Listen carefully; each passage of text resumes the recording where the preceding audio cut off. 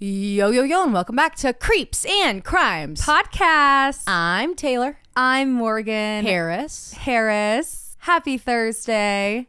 And happy episode 188. 188. That's right. Married woman knows her fucking numbers now. Look at that. She got married, and now she knows numbers. Now she can count. Look at that. We are back for the first time in 3 weeks in real time to deliver you guys a wonderful, creepy account. Oh, fucking banger. Creepy account. Oh, mama. You have no idea. We can talk your little asses off. In fact, we've been sitting here talking each other's little asses off for 2 hours. 3. Yeah, sure have. We fucked ourselves because I know, like, I called you last night because of something serious, and I know that's what I was expecting to call yesterday, but I was like, no, she wants to hold everything off until we get on mic. And so we like kept our conversation last night, like very really short, brief. And I haven't even asked her, like, have you had a good time? Did you enjoy your wedding? But like, we fucked up so bad because we sat here. We should have had the conversations that we had today. But the thing is, though, if we're over the phone, we're going to talk about everything. But when we're in person, we'll be like, no. Like when we're about to be on mic, we'll be like, we're literally about to be on mic. Don't say that. We'll come back to that. And then we talked about the things in person that we should have talked about on the phone, which were things that can't go on the podcast. Right. We're talking shit. We're talking shit. Shit on everybody. Can't, put it out there. Just kidding. Not really. I am just kidding. We weren't talking shit.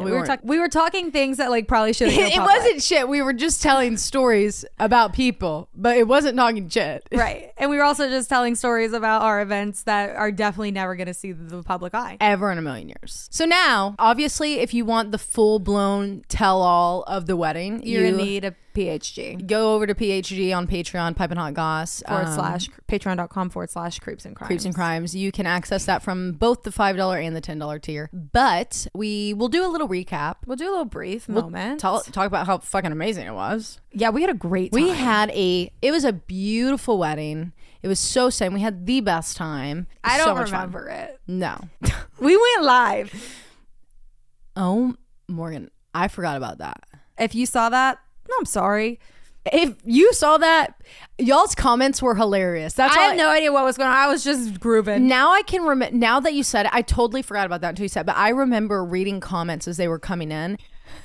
Everyone was like, this looks so much fun, the fucking royal wedding. And then people are like, not Taylor.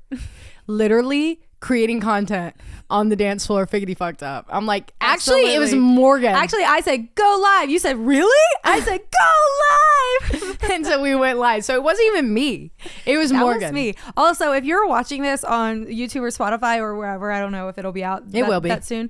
But do you guys like our outfits? Well, we're matching something blue. Something old, something new, something bottom, something blue. I haven't worn these pants in probably 6-7 months. Taylor hasn't worn that outfit in years. 2 years. And we didn't FaceTime. We didn't talk. We showed up. I said, all right, well, I come down the stairs looking like fucking the girl from Willy Wonka. Powerpuff Girl, Bubbles. I do look like Bubbles. I look like Bubbles.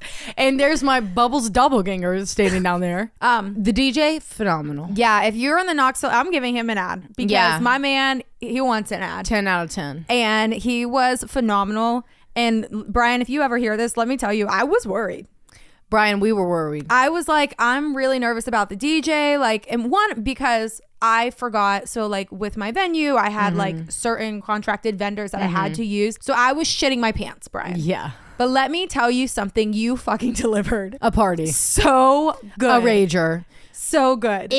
He did so fucking good. Like everything from and I don't mean this to be ageist, but like when I saw an older white man, I was like, ain't no way. We're gonna be doing the chicken dance. I'm like, this is gonna be us breaking it down at the Shoney's. Yeah. I was nervous. Yeah, me too. No, Brian, fuck no. Brian fucking said, not me. Guys. It was so good. I mean, everything from the beginning of the ceremony to the last song of the night. Yep. He like it was just flawlessly like transitioning into the next part of the wedding. Like I didn't even have to be like, what's next? Nope. He ran it. He ran the entire wedding. deal. He was like himself. Cake cutting, champagne toast, speeches, toast from the fathers, blessing. Like he went like he knew it all. He had it all down. Great time. He did phenomenal. The venue was stunning. And your dress. Let's talk about your Wait. While we're here on the vendors, we also have to shout out the fucking bartenders. Guys, these bartenders were literally dancing. Okay, let's pour it up. Doing spins, splits. They were carrying the party. They danced the entire time. I'll get you their name, guys. They were so iconic. Southern Charm Events, and I don't know the specific bartenders, but they were 2 guys. We'll find them. And they were fucking phenomenal. If you have an event in Knoxville and you're calling to request those 2 guys, say the person that did Morgan Mount's Aaron Harris wedding. No shit. They were the fucking best. They were so fun. They were the party. Like, they had so much fun. We had so much fun with them. I didn't have to worry about anything. They were so on vibe. Like, they were on vibe. They were on vibe. That's what it was. And so was Brian was on fucking vibe. Brian was controlling the vibe. Guys, it was so good. We had a great time. Okay, the dress. Let's talk about, first off, your wedding dress. And then we'll talk about your reception dress. Okay. The wedding dress. Oh, she was a stunner. She delivered. If you haven't fucking seen it, go find it. Beautiful. It was stunning. It gave us a little bit of a scare about 3 months ago, which you guys were a part of. Yeah. And we got it fixed, and they did a great job. They did It did dress cut my arms off. It wasn't, but like, who fixed it was not the original. Who did it? Hem It Up Knoxville. We knew that they were going to do a stunning job. We seriously, such a fucking great seamstress, tailor. I don't know what they're called when they do wedding dresses. I think a tailor, right? I don't know. Seamstress. Yeah. They killed that. No, for sure. I mean, watching them pin it and then be like, all right, this is it, and then you try it on and it just be. I know.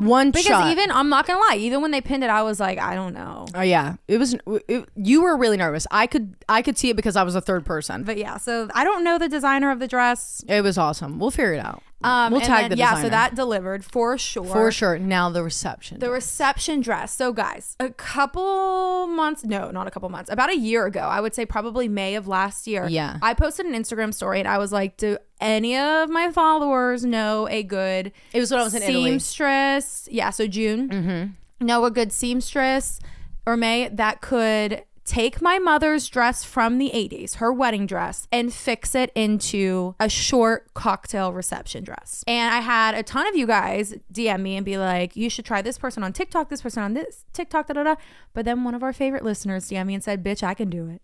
And we knew she could. We fucking knew. And so Miss Stevie from Truth or Demons podcast delivered. I dropped my dress off in July to Stevie, and we had just been like in communication over the last 7-8 months about like what I wanted, and she would throw ideas out, I would throw ideas out, and here's my measurements.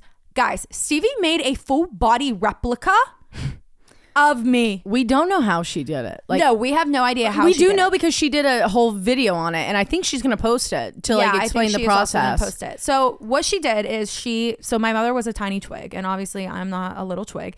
And so the top part was this like lattice bodice, whatever it's called. I don't know the correct terms. I don't know what the terms are. But anyway, when she took that off, it kind of like not destroyed the top of my mom's dress, but like there was too much damage to use it. So she made me a corset like top out of my mom's skirt, and then my remaining short skirt was out of also my mother's skirt, and then I had this little like peekaboo lace up on my boobies that was popping out of the top of the dress, and then I had a corset in the back, and it was stunning. It was drop dead gorgeous. I will post pictures of this, but Stevie, I need to text you because I have not told you yet. I have nothing on my phone, and my preview from my photographer doesn't involve any either, and 8 to 12 weeks before I get my full album.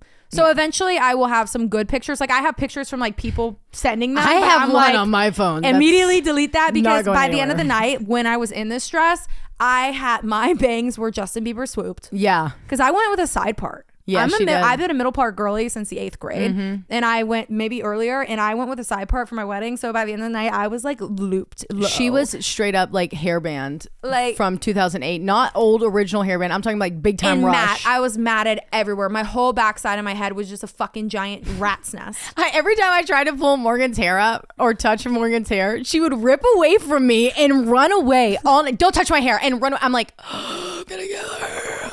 Your hair looks like shit. Like that's like where we're. I have like 4 complaints for my whole wedding. Trying to think of anything else. Honeymoon was fantastic. Oh yeah, honeymoon. Great time. You saw the pics. Yeah. No, you actually didn't. You have to go see the pic of Aaron's birthday post. Aaron, just go.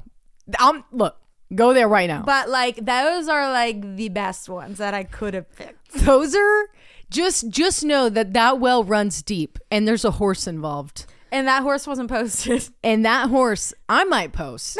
And a side-by-side of me and my horse picture that Morgan likes to fucking haunt me with.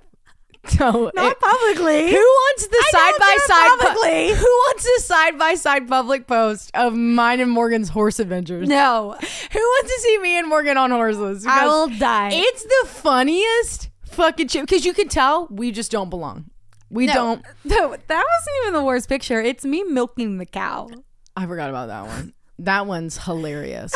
But yeah, I guess we better get into it. Yeah, if you want to know more, jump on Piping Hot Goss. We're really holding back. Like I'm physically fighting myself to talk about more things. So love you guys. Piping Hot Goss. If you're driving, throw that shit on cruise control. If you got a glass, pour that shit up. And let's get creepy.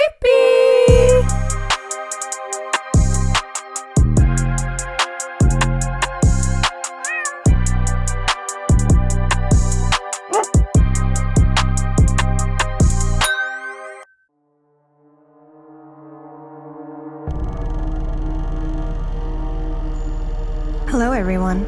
Welcome to season 1 of a podcast with a unique mission, a dedication to seeking the truths in the muddled reality of the paranormal.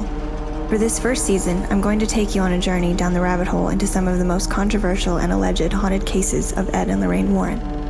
Even if you don't know who they were, there's a good chance you're familiar with at least one of their infamous cases. So hit that subscribe button and stay tuned. I will do my best to cover all the twists and turns and downright madness of each case, as well as take a closer look at the Warrens themselves and what they were really about. Were they genuine ghost hunters? Did they really help multiple families find relief from the terrifying activity occurring in their homes? Or were they possibly fueled by another form of evil? Welcome to Truth or Demons.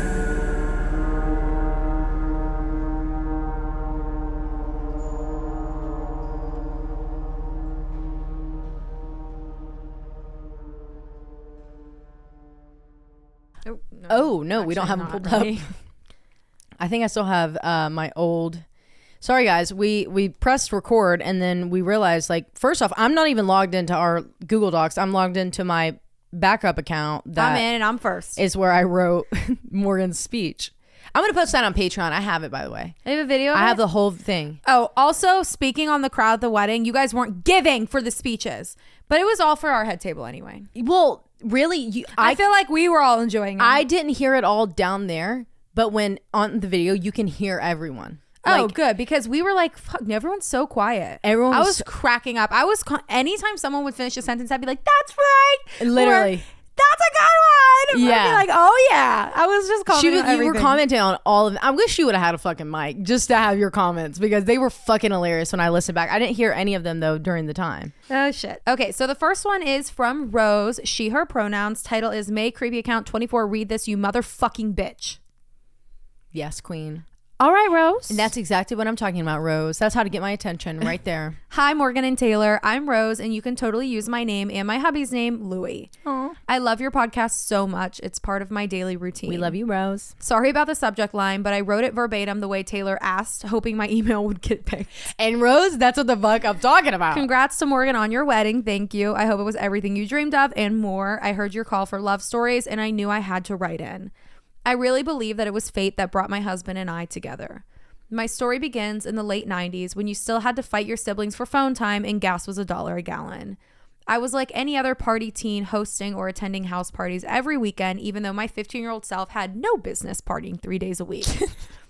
Same. One weekend at one of these parties, I met Louie. We hit it off and he asked for my phone number. Fully embracing being a Leo goddess, I told him, I don't give out my number, but give me yours. Okay, Leo. He wrote it down and I immediately proceeded to lose it during the chaos of the night. Yes, I was a drunken stupor, but I remember this day like it happened yesterday. Fast forward a year later and I see him at our local recreation center.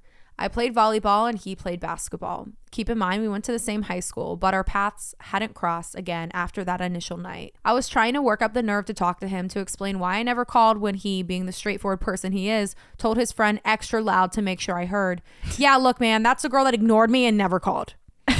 That gave me the opening to flirt a bit and tell him my story about losing his number. This time, I gave him my number. A few days passed with no phone call from Louie. A couple of weeks later, I was back at the rec center for a game. While having a drink from the water fountain, Louie approaches me and tells me, "You'll never guess what happened." I give him a look like, yeah, fucking right. He continued to tell me that he put my number in his sock and it fell out. Then he says, "To avoid all this, let's just go out tonight." That's hot. What a big dick energy, Louie. That's fucking hot. That's fucking hot. So we did. If someone said that to me in high school, I'd have been like, oh my God. Okay, let's go. Mom, I'm going to Applebee's. Oh my God. My heart, Wild Wings. My heart would have fluttered. We're going to fucking Steak and Shake. Steak and Shake.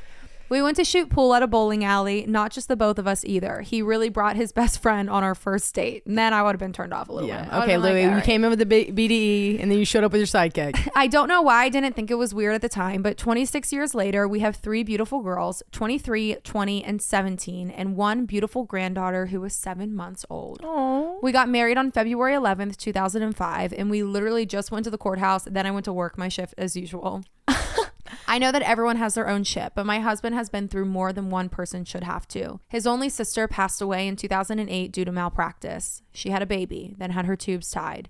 She developed a blood clot that traveled to her lung, and unfortunately, during one of the procedures performed, they lacerated her liver, causing her to bleed out internally, and she did not survive. Oh my God. I'm so sorry. I'm so sorry. Then he was diagnosed with multiple sclerosis in 2010. He was a quadriplegic for about 2 months in a wheelchair for 8 months, but his strong will helped him recover.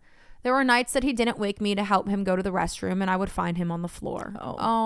We really did find out who his true friends were because they stepped up to help clean the yard, help him shower, or watch our girls while I worked. He had to go on disability because he was a roofer and obviously couldn't climb a ladder anymore. He also lost his dad and his best friend in close succession in 2020. All these things could have made him bitter and mean. Instead, this man I love to the moon and back is kind, generous, and tries to do more than he can with his disability. So this is my high school sweetheart love story with fate as the main star. I really do believe we started dating at the right phase in my life. At the time, I know I'm going to cry. At the time I initially met him, I was not in the headspace for a relationship. We've overcome so many obstacles together, and I know he loves me more every passing day, as do I. We hope to get married by church and have a wedding ceremony for our 20th wedding anniversary next year. Invite us. Thank you so much for reading, and congrats on the success of your podcast. I can't wait to see what the future has in store for both of you. Love you, besties. Rose. Rose, are you fucking joking, you motherfucking bitch? That was cruel for us. Why the fuck would you ever say that to me? That was really sweet, though. You're so sweet. What? Look at you. Look at this little love story. And what's so beautiful is you've just like built this little world. You have this little world. And I love that you love him so hard still, however, 20 years later. From kids. And just like how he loves you and respects you so sweetly. Like I don't even want to wake her up when I literally need her to help me. Like, yeah. What a sweetheart. I love you guys. I love you. I love Louie. If we don't get invited to the 20-year renewal church wedding, could we possibly get live streamed by somebody? Please. Just record it. FaceTiming us. Please. We just want to see it. Thank you, Rose. God. That was beautiful. That was so stunning. Thank you so much. The next one we have is from Cece using she, her pronouns. And the title is Family Member Dreams and Love May Creepy Account. Ooh. Hello, ladies. First, I want to take a minute to shoot a huge congratulations to our girl Morgan for getting married. So happy for you and have thoroughly enjoyed getting to know you two amazing ladies through the podcast. Love you. I am hooked on creeps and crimes. So I have 2 dreams for you and 2 love stories. I have to go back to when I was young for the first one. I was 5 years old when my oldest cousin, only 13 years old, died. I was only 5, but I remember her well and had a close bond with her. I remember spending a lot of time with her and hiding behind the flowers at her funeral crying. Oh. Shortly after she passed, I had a reoccurring dream for years. We had moved into a different house when I was 5, the year that she passed away. We had a storage room in the basement. I wasn't scared of it, and really, my mom just stored things there. Anyways, to the dream. I kept having a dream that all of my cousins and I were playing in the storage room, and from the rafters hung long loops of cable. We were jumping through them, and my cousin, who had passed away, tripped on one of them and caught her neck on the next loop and choked, killing her. I don't know how many years I had this dream, but I remember it very vividly, and I would wake feeling that I had lost her all over again. Years later, I found out that she had been sick, and when trying to hydrate, she ended up choking in the hospital when her lungs filled with fluid. Oh, wow. Oh my God. As I got older, I believed that my cousin was telling me how she died. Dream number 2. Almost 3 years. Let's talk about that really fast. I think that she was communicating with you in some way, but I don't think she meant it to be, or maybe in your 5-year-old little self, you might have overheard and didn't recognize what it meant. Yeah. So maybe you heard she choked, and then that's what your brain conjured up. But I think in a way also, like the fact that the storage room is involved, like I think this was more of just like a dream, like a nightmare because you overheard your subconscious something. Was probably running, and because I just don't think she would come to you in a dream like that and especially scare when you, so young, yeah, being that young, especially with the relationship that you guys had. So I think more so that was you. My ears ringing. My stomach just growled. Something's happening. Something's talking through us. Okay, but anyways, I don't think that she would have brought you that horrible dream, and that's a really awful story, and I'm so sorry for your loss. That must have been a lot for your family and then for you as a 5-year-old to have to work through even years later. Dream number 2. Almost 3 years ago, I lost my brother in a car accident. The next year, I was in the middle of a possible career change, and I had a few doubts about if I was doing the right thing. When I'd be thinking about if I was making the right choice, I would find a feather. I then would tell him thank you for looking out for me, and thank you for telling me that I was on the right path. I do love my new career. One of these times, I was wondering if he was at peace, and I was missing him. So I asked him if he was okay, and then I asked him for a sign to let me know. That night, I had a dream. Our family was at a piece of land that we owned on the river, that we also survived a flash flood in when camping a holiday weekend. Oh, that's so scary. That really happened. Not part of the dream. That really did happen. So back to the dream. We were riding dirt bikes and 4-wheelers, which we do a lot. In the dream, there were these large blue barrels lined up. One of the family members had ridden his dirt bike in a zigzag pattern through them. When he finishes, my brother says, "Watch this," takes off and jumps the whole row of these barrels, laughing and smiling the whole time. He lands, then he just keeps laughing. I woke up knowing that he was doing well and that he was still with me. Oh. He did. He like came to you in the dream. He was like, "Let me show you one of our funniest favorite memories." And like also add stuff to it so you know I'm Gucci. I want to know the like significance of the feather. Like, is that like you just kind of like just related it to him, or was there like something like in the past that brought you to like something? Yeah, maybe it was just like when it showed up, you knew it was immediately from him, and that's kind of become something for you guys. Yeah, like your yes from him is a feather, right? And then also him being like, "Let's fucking ride dirt bikes." Yeah, let's go. Okay. Love story number 1. I met my now husband on a blind date. He didn't know that it was a blind date. Oh my God. We hit it off, and this year we will be together for 11 years and married for 4. Wow. Congratulations. It is marriage number 2 for the both of us, and he is incredible and well worth the wait to find him. Oh, I never would have thought a blind date would lead to this much happiness and true love. We have 6 kids between the 2 of us, and now 2 grandkids. Oh. Love story number 2. This one's not mine, but one I have watched for almost 8 years. Please have your daughter listen to this podcast. My daughter and her soon-to-be husband. You 2 know her as the beauty shop haunted from the creepy account not too long ago. Oh my God. She listens to the podcast. She's going to get to hear how sweet her mama is talking about her and her love. Her and her fiance have been together since they were in middle school. She was a 7th grader and he was an 8th grader when they first started dating. They are getting married in October. To watch these 2 grow together and love each other has been truly amazing. They are so adorable. They have always supported each other, and he looks at my daughter with so much love. Aww. I'm excited for him to be my son-in-law soon. I have many stories for you, but I'll save them for another time, just like my house is... Wait. Save them for another time, like my house is haunted. Okay, Cece. And I'm pretty sure that I have a lot of guardian angels. I know. I need to call Susan. Yes, you do. Love you both so much. And I am so excited every Thursday to listen to the new episodes. XOXO Cece. And my mama wrote something about me like that. I would literally cry my eyes out. That's really sweet. That's sweet. The next one we have is from Megan. She, her pronouns, and the title is Paranormal Story, Read Me. My name is Megan, and please feel free to use my name and all in my paranormal tale. First and foremost, I want to say that I am a newish listener to y'all's, yes, I'm from Texas, podcast, and I have become slightly obsessed with it in the best way. Before we get into it, a little backstory of myself. Ever since I was a little girl, I have always had the capabilities to see and feel things that a normal person doesn't. Being an empath, my witchy Nana has always told me that I had the ability to see and connect with spirits and the energy they give off. I need a witchy Nana. Me too. Side note, I come from a very long line of witches and currently being comfortable with my own witchy powers. But I digress. Being young, I always try to turn that sense off because, come on. It was terrifying to see and feel things that others couldn't or that I knew wasn't supposed to be there. So naturally, in doing so, there was a long period of time where I didn't see or feel anything for years. But by saying that, I mean I just didn't acknowledge them. It wasn't until I experienced the worst 3 years of my life. In 2015, I lost my stepdad, who was like an actual father to me, to alcoholism. The following year, I had a miscarriage with my second child, and in 2017, I lost my beautiful mother to breast cancer.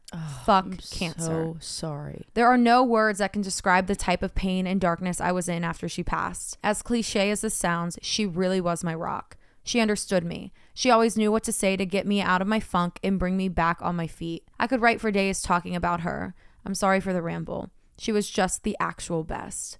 That was a very dark time for me, and as anyone can imagine, I spiraled into a Great Depression, but it wasn't until I got pregnant with my third child that I began seeing things again, like I once used to, which leads me to the night where I saw not one, but two spirits in the same night, in the same room. My husband, daughter, and I were staying the night with my mother-in-law. They lived in a 2-story house on about 50 acres of land in the most podunk town of, I don't know what that means. Podunk. Like little piece of shit. Okay. Podunk town of Blanket, Texas. Yes, there is an actual town called Blanket. As of recently, we just bought this beautiful home and are so excited to make it our own. And yes, of course, I've saged the shit out of this house since we've moved in. 100%. Sorry, I get distracted easily. Back to the tale. After dinner and bedtime routine, we got settled down in my husband's sister's room for the night. She was off at college. My husband, bless his soul, gave me the queen-size bed so I could sleep comfortably, being 6 months pregnant and not able to get much rest. Your girl was a hormonal bitch. Him and our daughter slept on the floor that night. She's a daddy's girl, so she didn't want any part of mama moving around and waking her up due to my largeness.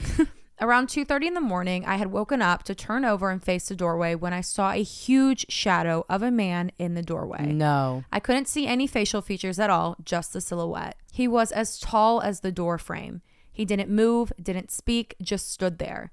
In my half-asleep mind, I thought it was my father-in-law just coming to check on us because he is a very tall man as well. Very odd for him to do, but again, being half asleep, I really didn't put much thought into it, and being exhausted, I fell back asleep. I woke up again about an hour after that to the sound of moving around on the little pallet on the floor. It sounded like my daughter was tossing and turning, so I sat up in the bed and looked down to see her get up and start walking out of the room. Oh, no. I yelled at her, Emma, turn back around and lay back down. It is not time to wake up. She turned around and looked at me, and it was that moment where I realized that she wasn't my daughter.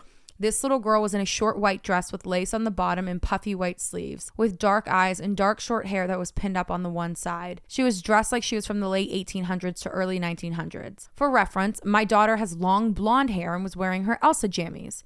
This little girl looked at me, though. She couldn't believe that I could actually see her. She then turned around and laid back down right next to my daughter and disappeared. Girlie, that's not what the fuck I was talking about. Not I wasn't talking to you. Is your name Emma? Get the fuck out. Oh, but that's crazy that she was like, oh, you can see me? Yeah. She's probably like, that shit's cool. I'm gonna go get in the bed. Thanks, Mom. Mom? Mom? Mommy, what are you doing here? I couldn't fucking believe what I just saw. I was frozen for a moment in sheer shock. As my brain was trying to get out of my sleep-deprived coma, I've never swung my huge pregnant belly up so fast. And as you know, at that state of pregnancy, it's very hard to get out of bed upright. Oh, yeah. I quickly wobbled over to my daughter, picked her up, and carried her to the bed. At this time, I earned Wife of the Year as I left my poor husband on the floor. The thought of waking him up was never in my mind. LMAO, sorry babe. I've got to save my baby girl from that ghostly girl that was trying to have a slumber party.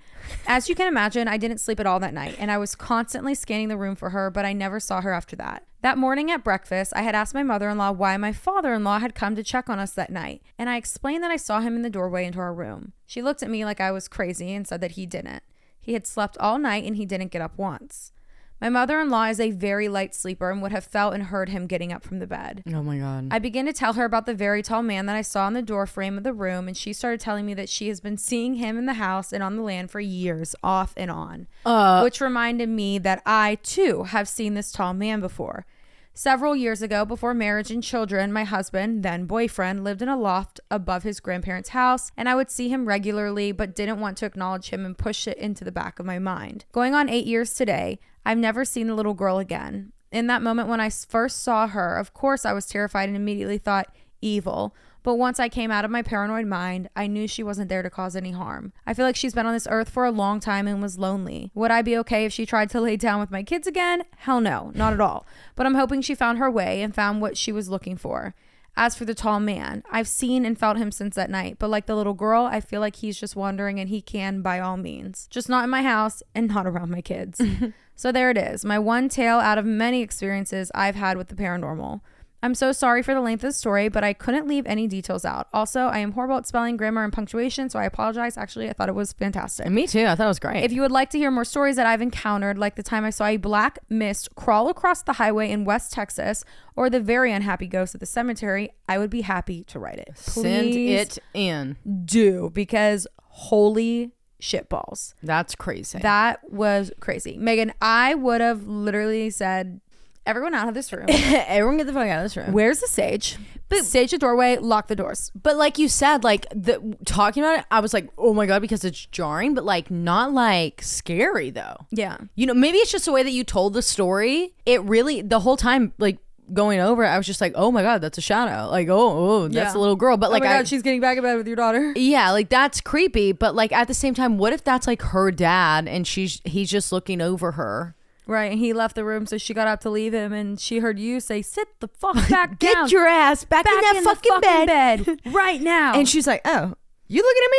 Are you talking to me? Oh shit, I guess I better get back in bed. Dad.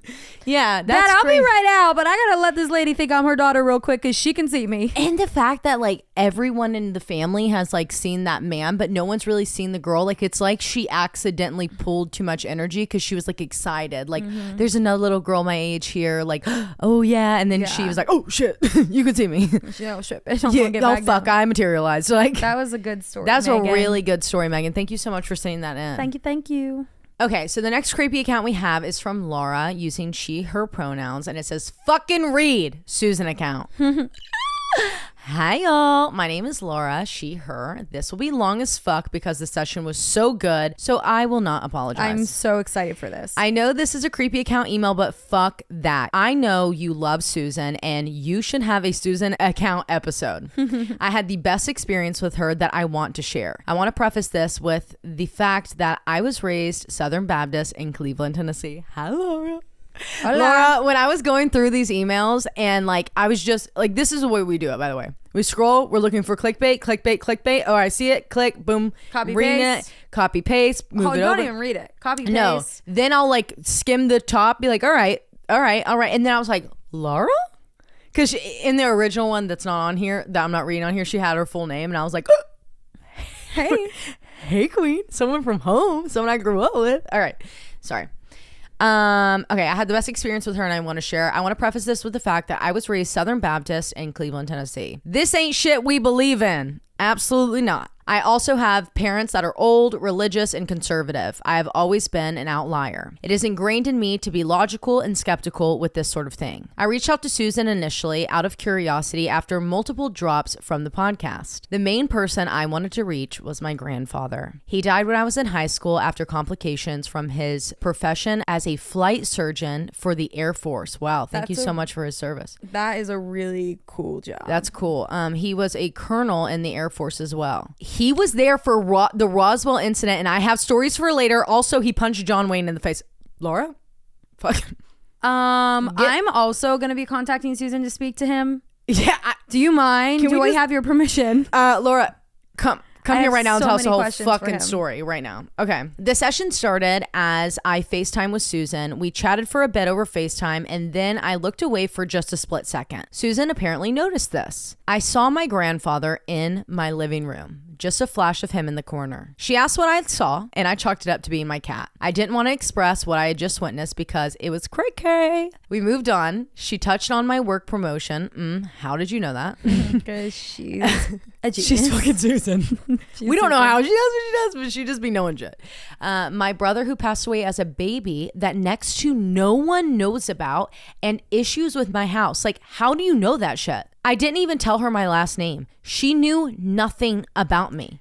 I am shook. Laura, if it means anything, I literally had no idea that you ever had a meeting with Susan. Guys, and also if you haven't met with Susan yet, she will never, like, we have listeners, and also she'll tell us, like, she'll never ask for her last name. And there's been readings where listeners have told us where she has completed a full reading, and then she'll be like, okay, wait, what was your name again? So I can save your name in my phone. She didn't even know their first name. And they're like, you don't even know my name. Literally. And our girl had to get a separate phone, by the way. Yeah. So, and like she doesn't know your names. Like if she's saying it, she truly does not. She truly does not know your names. And it's not because she doesn't care. It's because her phone is crazy now. Y'all call her from all over the world. Yeah. Like the latest was from India. From India. She sends us updates of new countries every time. We fucking love Super Susan. Cool. She's the best in the whole world. I could cry talking about her getting to read people from India. That's so fucking cool. You guys are so dope. Okay. I didn't even tell her my last name. She knew nothing about me. I am shook. She knew the exact number of miscarriages that my mom had prior to having all of us. I have never shared that with anyone, and my mom doesn't like to talk about it either. She always wanted a lot of kids, and that was also something noted by Susan. She also had a kid come through. And okay, so Susan has a kid come through, and she kept saying, quote, "This has never happened." I got the vibe that this was an event that hadn't happened yet. The kid was young, a boy that I think was about 8 to 10 years old. He was insistent on delivering a message to me through Susan. Quote, "I'm sorry I didn't listen to you." End quote. What the fuck? She was shown how he died from playing with a gun. I apparently had told him not to play with them. I have a nephew and friends with boys. My brother has guns at his house. I told him about this especially because of my nephew. This seemed like a future event to me, and it really freaked me out. I would like to think that she's wrong though. See, Susan doesn't do the future though. So like, that's weird. Mm-hmm. Like we'll ask for her and she'll be like, I'm not telling you guys anything. I'm not telling you guys that. And we're like, please. But also the way that she sees it is in the way that you choose your paths. Like, right. Because for every option that you have, for every choice that you have in your life, there's a path that you could go down. Yeah. That's crazy. And for some reason, we picked the star-spangled sunglasses.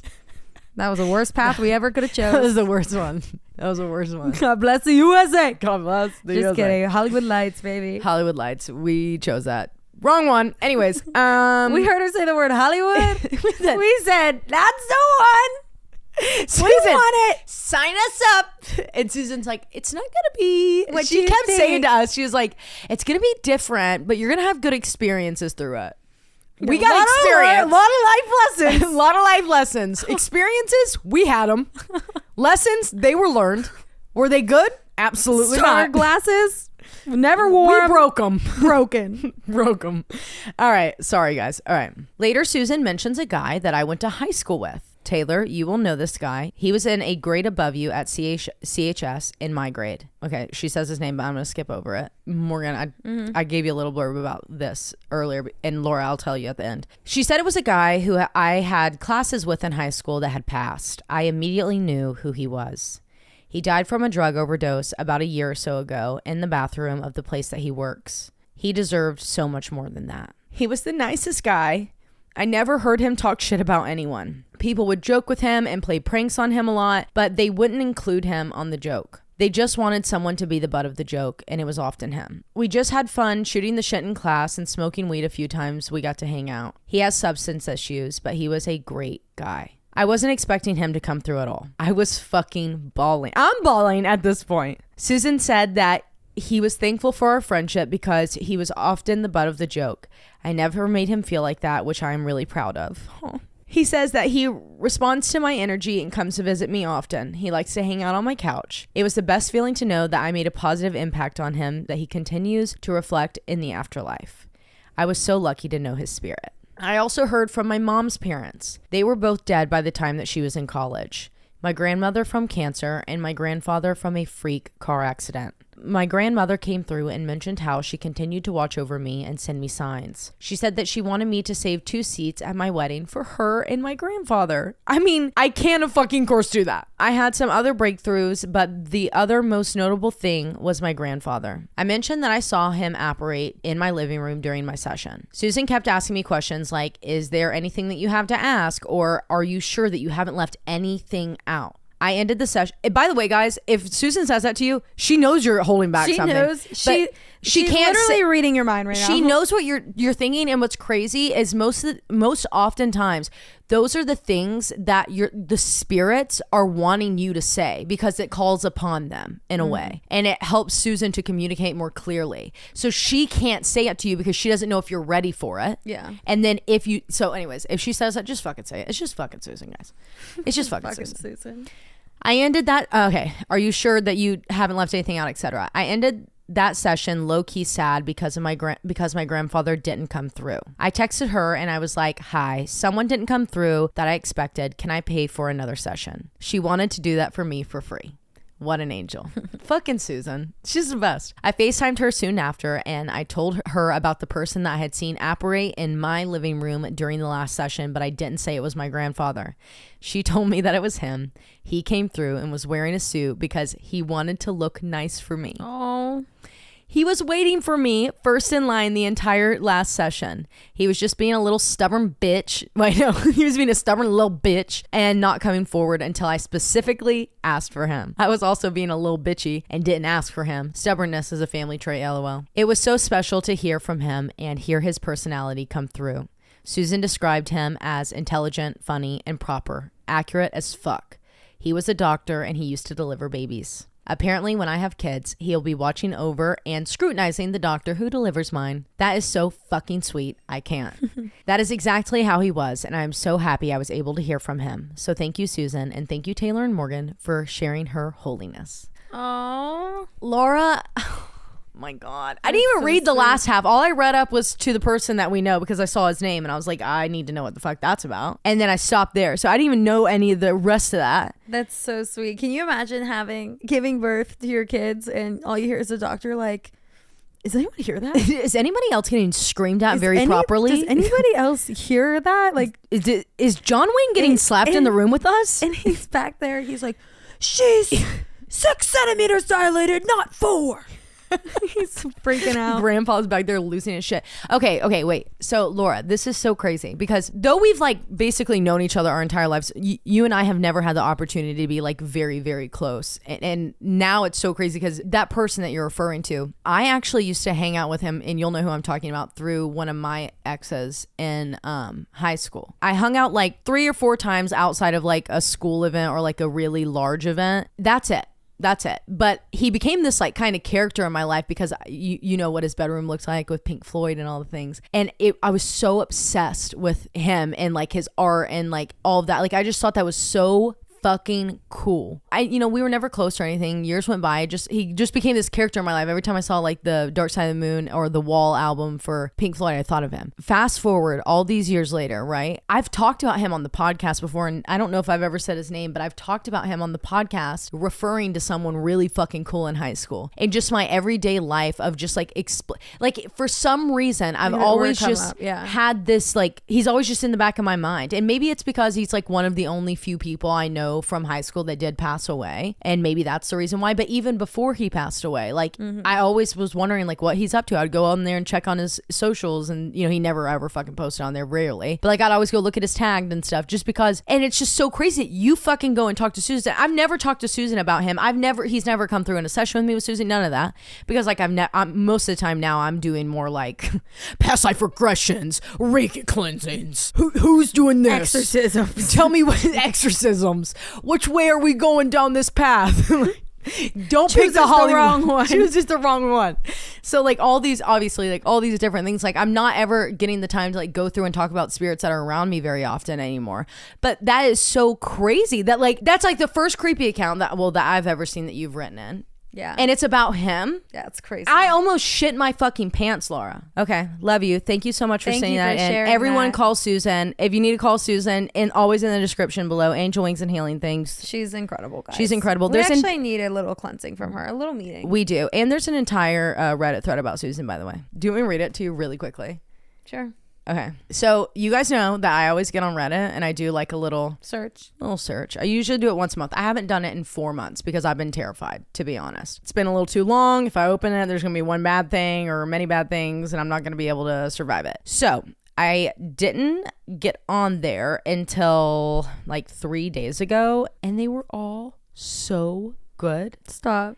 Every single Reddit thread about us was the sweetest shit I've ever read, people talking about us. So this was from the And That's Why We Drink podcast Reddit thread.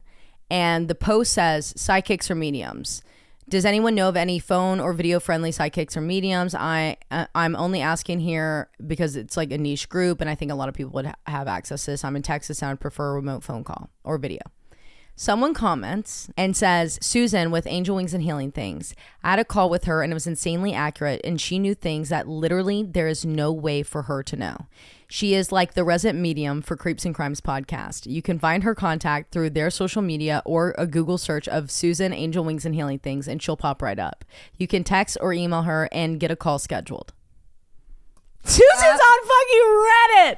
That's hilarious. Susan's on fucking Reddit. I love that for her. Oh my God. She has no idea. No. I don't think she knows what Reddit is. Not a fucking clue. Yeah, she would say, what's Reddit? What's Reddit? Is that like Facebook? Oh, not another thing I need to learn. Yeah.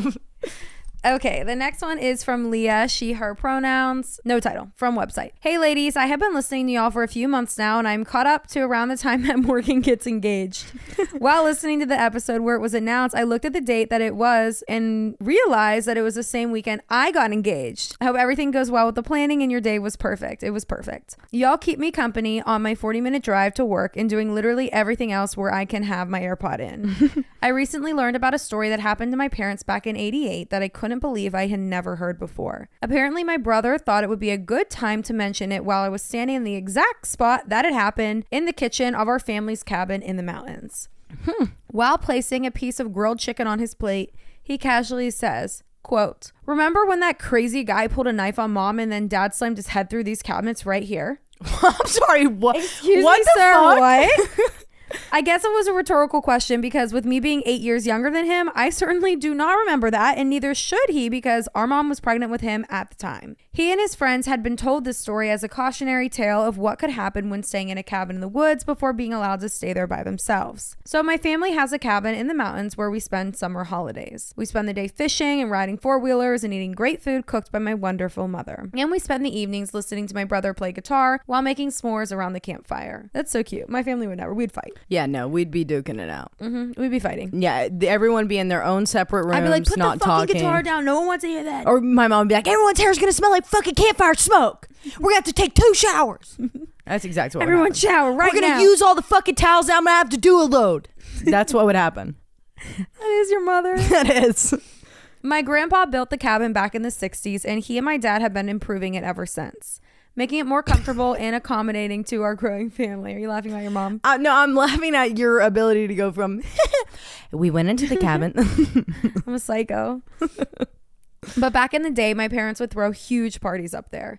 The kind where they would build a stage for the band, fill barrels full of drinks, and scatter tents across the yard for 100 people to spend the night wherever they landed. Now those days are over, and the most partying we do is a rowdy game of cornhole, but it is our family's little piece of heaven on earth. One weekend, my parents were spending the night up there, just the two of them. No party that weekend. Mom was 22 and dad was 23, and they had been married for 2 years. My mom was about 6 months pregnant with my brother, so they had plans to spend a relaxing weekend off the beaten path. In order to get up there, you have to drive up the mountain about 20 minutes after you turn off the main road, and you have to have a 4-wheel drive to make it. Also, they didn't have cell phones back then. Something I clearly can't comprehend because when they were telling the story, I interrupted and said, well, why did you call the police?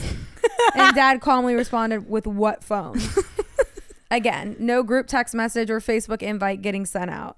So since they often had parties there on the weekends, sometimes people would just show up to see if there was anything going on. These people tended to be the friends of friends that didn't really know my parents very well, but knew of their parties and had attended a few in the past. On this night, after cooking dinner on the grill and eating it by the fire, my mom was cleaning up in the kitchen while Dad was outside watching a man come walking up the road that opened up into the clearing. He continued to walk up the gravel drive, and it was getting dark as my dad was trying to figure out who this dude was. But because of the many guests they had invited up there before, he didn't feel threatened yet. As the man got closer, my dad recognized him as an acquaintance that he knew of and just assumed that he was up there looking for a party. I don't know this man's name, so let's call him Joe. He was right, and Joe asked if anything was going on, and my dad explained that no, this weekend was just for him and his wife. But they would get the word out next time, and he was welcome to come then. Joe was swaying and looking out of it while Dad was talking, and he could tell that Joe was under the influence of something. He just wasn't sure what. Trying not to worry my mom, my dad eased him out towards the driveway and tried to change the subject by asking him where his truck was and how he got up here on foot. Joe gave some mumbled response about liking the exercise, so he parked his truck down the road. He started making his way toward the cabin, so Dad figured he'd show him around, then hopefully he would leave. They made it inside, and he introduced my mom to Joe, and being the angel she is, she offered him some food. Both of my parents say they remember feeling nervous at this point because instead of taking her up on the offer, he was just looking at her and smiling and swaying, clearly not in his right mind. Before they knew it, Joe was right beside my mom, rubbing her 6-month pregnant stomach. Are you fucking joking? I have never been pregnant before, but I can imagine that it is great when your loved ones rub your stomach,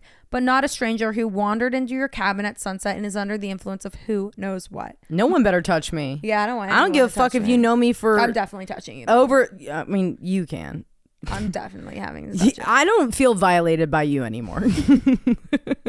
My mom started backing away while still trying to be polite, and Dad put himself in between them to make sure that didn't happen again, while casually commenting on how it's time to start packing up and heading home before it gets too dark. They were not planning on leaving, but looking for any excuse for this guy to leave. My parents both recall the next moment being a blur because Mom had never been that scared before, and Dad had never had to leap into protection mode before. But he had no choice when he looked back at Joe, and he had pulled a pocket knife out and was walking toward them, mumbling about, "It would be a shame."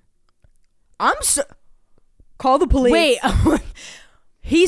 Pulls out a pocket knife. Starts walking towards them saying, "It would be a shame." It would be a shame. If what? What the fuck would be a shame, Joe? Let me hear it. They said either they don't remember what he said next or he didn't get to finish his sentence before Dad had his head slammed up against the cabinet. Yeah, bitch. He said he doesn't remember how many times he slammed his head into those cabinets, but it was enough to make him drop the knife and dent the cabinet door. Until he stopped fucking moving. He then threw Joe out of the cabin, and I picture it Fresh Prince of Bel-Air style, just launching him out the front doors. Yep. Dad then locked the doors with Mom inside and him outside with Joe making sure that he left. Joe apologized and asked for his knife back since he dropped it inside, but Dad had some choice words for him and told him to never come back. As you can imagine, neither of them slept well that night. Dad says he understood a father's love after having to tell his dad, my grandpa who built the cabin, why they now have to replace the cabinets, and he said he didn't care. He was just glad they were okay and was proud of my dad for protecting his daughter-in-law and first grandbaby. That's what the fuck I'm talking about. They still don't know what exactly Joe was looking for that night, but as people who try to see the best in everyone and tell themselves that he was just a guy looking for a good time that needed some serious help, and hopefully he got it. They are able to laugh now while looking back and telling the story to their 2 kids, in-laws, and grandkids. But both of them recognize how if my dad hadn't acted quickly that night, then our family could look very different today. Thank you for reading this, whether it makes it on the pod or not. You guys are the best, and I hope you keep making episodes until I go deaf from having my AirPods in my ears constantly. I really do worry about that sometimes. Is it okay to have them in your ears so often? I guess we'll find out. We'll find out sooner rather than later. I'll tell you that. Oh my God. That is crazy. You know what the fuck Joe needed was to get his head slammed into a cabinet 552,000 times and lose his fucking pocket knife. Maybe a couple more. Yeah. Oh my God. If in your brother just being like, remember that guy? And Leah's like, you don't even remember. You weren't even fucking born. And what do you mean? Like, what do you mean? Also, I'm standing here about to mom's banging food. Not him calling dad, being like, hey, dad. So long story short, this motherfucker walked in here, got snappy. I had to absolutely almost murder him. Dragged him out. But we have his... Did they keep the pocket knife? I need to know where is the pocket knife? I would have framed it. Yeah. I would carry it every day on me. I would have built it into the cabinet. Yeah. With Joe's name right beside it. Mm-hmm. Joe was here. He's dead. And he's dead. And he's dead. Dead as a fucking doornail. Wow. Thank you for sharing that, Leah. Wow, he fucked around and found the fuck out. Yeah, he did. Are you joking? That's terrifying. Thank God for cell phones nowadays. For real. And cat-like reflexes from data. My God. Okay, the next one we have is from Madison using she, her pronouns. And the title is Creepy Account. Hey. Heyo. Hey, babes, and greetings from the Canadian East Coast. First off, I'm a huge fan of the podcast, and I've even got my best friend Liv obsessed too. Hi, Liv. Hi, Madison. Liv. Thanks for listening. You both remind me how important it is to take the time to enjoy the things that make us happy, which can be so difficult in your early 20s with all the societal pressure telling us to get our shit together. Period. With that aside, I have 2 stories that I want to share with you. The first of which being the time that I saw a ghost in my grandparents' house, and the second is more so a disorganized list of creepy occurrences that happened on the farm that I grew up on. I think the farm is haunted as shit, but I'll list some of my evidence and let you guys decide for yourselves. Feel free to use one or both of the stories. I'm not a great writer, so buckle in for some good nonsense. For some nonsense, not good nonsense. I added that in. As a kid, I was extremely superstitious and paranoid. I often had trouble sleeping due to anxiety and nightmares, which my parents and doctors attributed to, quote, an overactive imagination. Yeah, me too. AKA ADHD. Yeah. One night when I was about 12 years old, I was sleeping over at my grandparents' house. The room that I always slept in was at the end of the hallway, and my Nana would leave the hall light on for me until her and my papa went to bed. At some point throughout the night, I woke up having to pee. I sat up in bed and froze. You know when you wake up in a dark room, how you can see tiny specks of white floating around, almost like it's a static on a TV screen? Like, I think it's referred to as visual snow. Yes, I know exactly what you're talking about. Well, I watched as those specks came together to form an obvious figure of a person standing in the doorway. Fuck no. My heart stopped and I immediately rubbed my eyes, thinking my eyes were not adjusted well yet to the dark, and my imagination was probably just playing tricks on me. But when I opened them up again, the figure was even clearer than before. The apparition had no discernible features, but it was tall and it was just light enough to be visible against the darkness. I will say, sorry to interrupt you Go here. ahead. Whenever that shit happens to me and I like see something and I close my eyes or like I turn my head, and when I go to look back, I'm like, please don't be there, please don't be there. I will say it has never happened to me that what I saw is still there. And that's my biggest fear, is that it is still there and it's clear. No fucking thank you. If I readjusted my eyes and the thing was even more clear than it was before when I closed them to do the double take. Yeah. All of my double takes, everything's always gone. Yeah. Like I'll see it and then I'll double take it. Whether I close my eyes, rub my eyes, look the other way and look back, it's always gone. Always gone. But that right there is one of my biggest fears, of looking back and it's still being there and now I have to face it. The first time I was in sleep paralysis, I did that thing. But now it's real. Now I have to face it. Now it was real. Now it's spitting on my face. Now it's choking me. Fuck. I didn't move or breathe until the figure started to move towards the foot of my bed. And the way that it moved was eerily human. Almost like it was tiptoeing. Ew. Ew. At that moment, I was like, hell no, and screamed bloody murder. My grandparents rushed into the room immediately, but at that point, the apparition had disappeared. I was shaking and sobbing, trying to explain what I saw, but my Nana gave me the whole, it's just a dream, ghosts aren't real routine. Liar, Nana. Nana... Come on, Nana. I only began to calm down when she agreed to stay with me for the rest of the night. I was terrified and stared at the ceiling until morning. My grandparents will still bring it up on occasion and joke about how I almost gave them a heart attack. While they believe it was just my mind playing tricks on me after a nightmare or some shit, I know what I saw was absolutely real. I never saw apparitions in their house since then, but I will sometimes walk through random cold spots or sense a presence in a room with me when I'm there alone. It no longer scares me, however, and I feel as though it is not a harmful spirit, perhaps just one that was equally traumatized by my reaction and never showed itself to me again. LOL. Agreed. He was like, oh fuck, wrong room. Wrong Grandma room, wrong Grandma bitch. Always thinks it's a dream.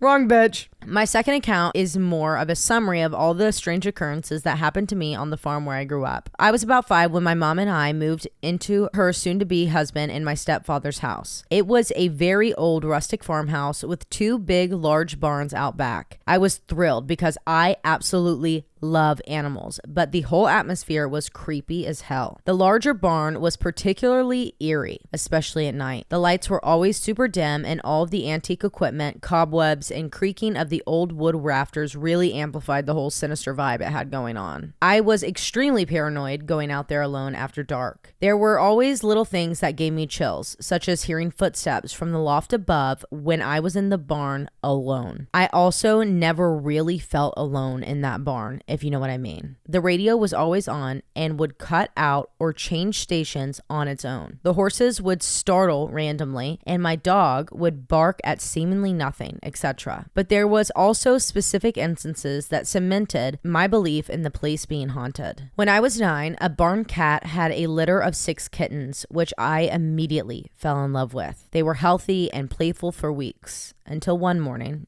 All right, trigger warning.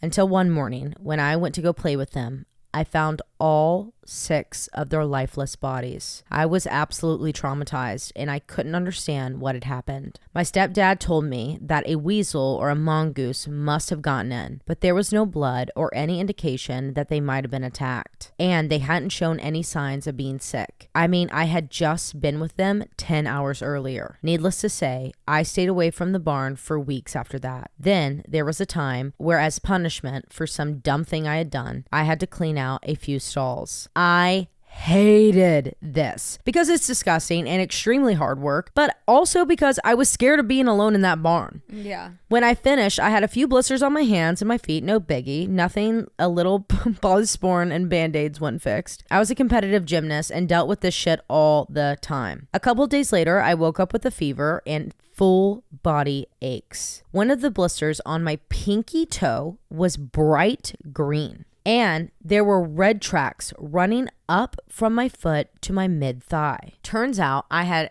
a staph infection from the blister on my toe, which had spread into my bloodstream. Me too, sister. Not you talking about staph when we literally just went and got staph medicine out of my... I'm convinced I have staph right my now. Arsenal.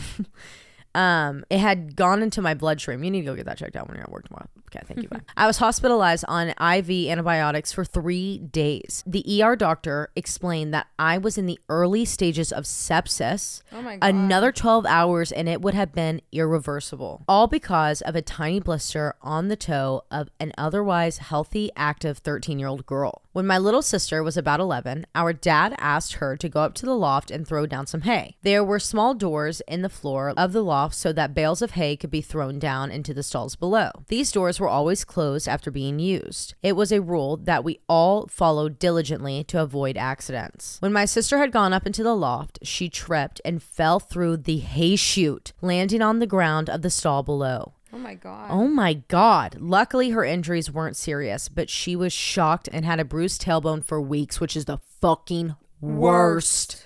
The worst. When asked, she couldn't recall what she had tripped over, and she could have sworn that the door had been latched when she had first gone up there. And yeah, accidents happen, but I couldn't shake the growing paranoia. The house wasn't much better in terms of creepy ass vibes, to be honest. My siblings and I would fight over who had to go up to the attic and bring down the Christmas decorations every year, or who had to go down to the unfinished basement to restart the furnace. Yep. The attic was full of old antique trunks, mirrors, and the most sinister baby bassinet that you've ever seen, which were left there from the families that had lived there before us. While I now love all things creepy and am fascinated by haunting, I would genuinely rather wear shoes made out of Legos for the rest of my life than spend one night in the basement of that house. Funny enough, I don't have good memories of growing up in that house, and my mom and stepdad are now divorced. He revealed himself to be a raging narcissist and overall awful person. It took me a very long time to come to terms with the trauma my parents caused me, and I have not returned to that house in years. So I'm left wondering, is the farm genuinely haunted? Or could all of that shit that happened there be coincidental? was fear/uneasiness I felt simply due to the toxic environment and that I couldn't understand yet. I don't know. Maybe it's both. Anyways, I'm sorry for all the rambling. I really hope that you enjoyed my accounts. I love you both so much and hope to possibly hear this on an episode someday.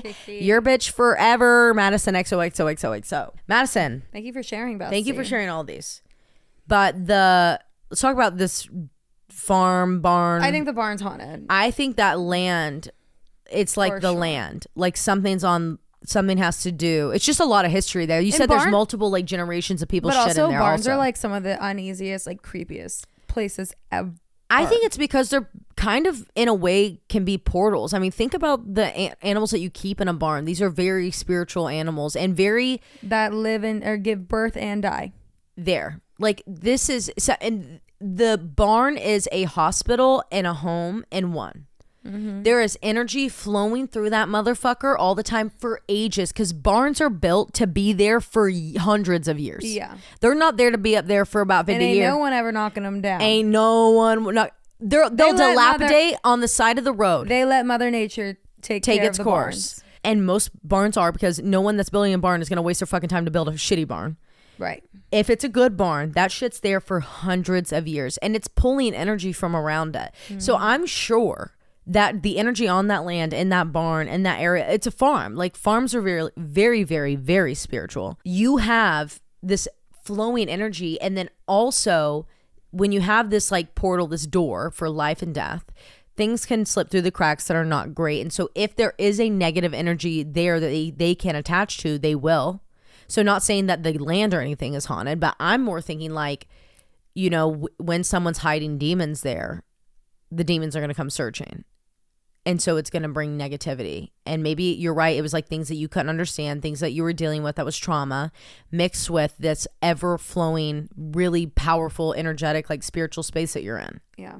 Anyways, that's my thoughts. My eyes are burning right now, so I can't even think straight. But I agree. Good. I'm glad.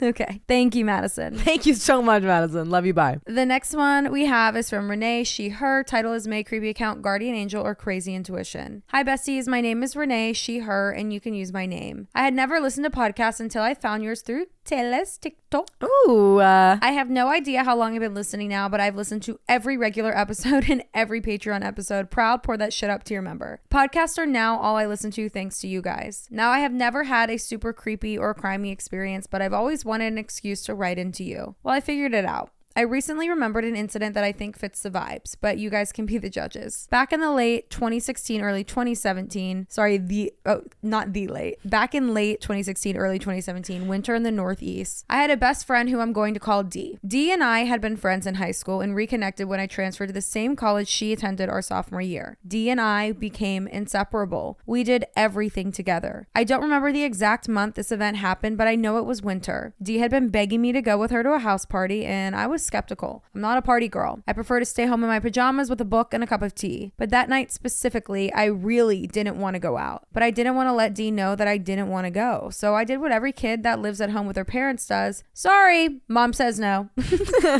This was a logical response as we were expecting snow that night. No big deal. We were born and raised in New Hampshire, so snow was no big deal. Dee was disappointed I wasn't going, but went on without me. Fast forward a couple hours, I was watching TV while my mom made dinner, and Dee called me. She was panicking and said that she had gotten into a car accident on her way to the party. I started panicking. She assured me that she was fine and her parents were already there with her. Oh my God. She just wanted to let me know that she was okay. I went and saw her sometime during the next week. I don't remember if it was the next day or a few days after, and she had walked away from the crash with just minor cuts and bruises, but her car was totaled. Oh my God. She explained that she had been going slow on the highway as any good driver would, but she ended up hitting a patch of black ice. Her car swerved and then it was hit by another car. She spun out and into the guardrail. Dee showed me pictures. It was crazy that she was okay, but then it hit me. All the damage was to the front passenger side of the car. Oh my God. Right where I would have been sitting. If I had gone with her that night, I would have very likely been severely injured. Oh my God. It's still surreal to think about now. So you tell me, was it some insane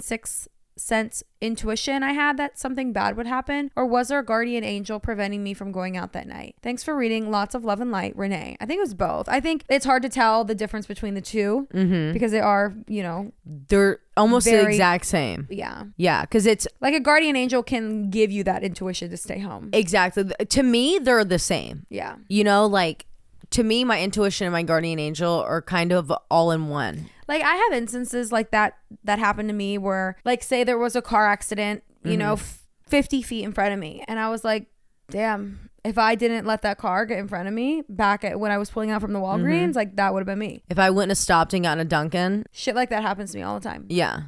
Like where I'll like recognize, I'd have been like, that happens to me all the time. That's why I'm okay with being late. That's why I have horrible time management skills. It's a protective measure. It's her intuition.